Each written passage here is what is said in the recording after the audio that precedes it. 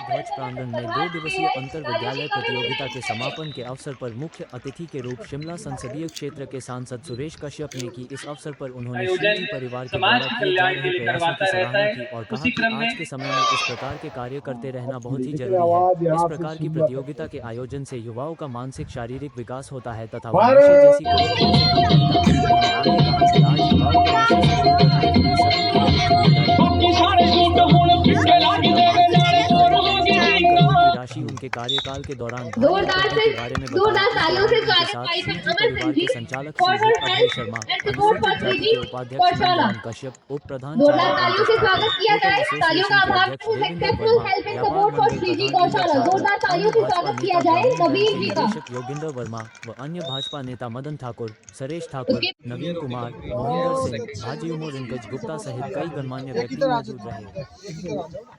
हमारा volleyball girls team से भी आग्रह रहेगा कि वो मंच पर उपस्थित हो।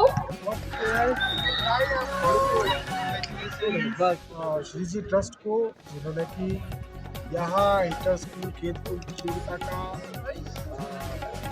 आज कार्यक्रम रखा और केवल खेल कूद प्रतियोगिता ही नहीं, बहुत सारे कंपटीशन इन्होंने करवाए और जिस प्रकार से ये संस्था काम कर रही है समाज सेवा के लिए, गौ सेवा के लिए, और मैं समझता हूँ, मैं इनको बधाई भी देता हूँ, बहुत शुभकामनाएं भी देता हूँ।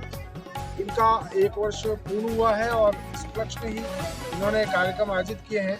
लेकिन पिछले 1 वर्ष के दौरान जो इन्होंने कार्य किए हैं, चाहे वो गौ सेवा की बात हो, चाहे घर सेवा की बात हो, चाहे ट्री प्लांटेशन की बात हो, स्वास्थ्य शिविर लगाने की बात हो, या विभिन्न स्कूलों में विभिन्न प्रकार से सेवा करने का इन्होंने जो काम किया है, मैं इनको बहुत बहुत बधाई और बहुत बहुत शुभकामनाएं देता हूँ। जिस प्रकार से समाज सेवा में लगे हैं, निश्चित रूप से आने वाले समय में और बेहतर ढंग से अपने इस कार्य को आगे बढ़ाएंगे, मैं इनको शुभकामनाएं भी देता हूँ। मैं समझता हूँ आज के समय में जब नशा युवाओं के अंदर बहुत तेजी से फैल रहा है, ऐसे समय में इस प्रकार के कंपटीशन करवाकर खेलों को बढ़ावा देना, दूसरा बच्चों के अंदर और कंपटीशन कराकर, वो चाहे क्विज कंपटीशन है, चाहे ड्राइंग कंपटीशन है या फिर अन्य कंपटीशन है, इसके माध्यम से कंपटीशन की भावना और साथ ही साथ बच्चों के मनोबल बढ़ाने के लिए उनको पुरस्कृत भी करना, मैं समझता हूँ बहुत बड़ा काम इन्होंने किया है। मैं विशेष रूप से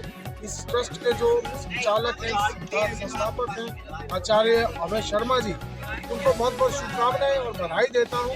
इसी प्रकार से आप समाज सेवा के कार्य करते रहिए, आगे बढ़ते रहिए और जहाँ तक मेरी भी कहीं पर आवश्यकता, निश्चित रूप से मैं भी इस संस्थान के साथ खड़ा हूँ और जो भी मेरे लायक कभी भी होगा, मैं सदा ही तत्पर हूँ। आपके सामने जो है वो एक मांग रखी है कंडा घाट क्या है?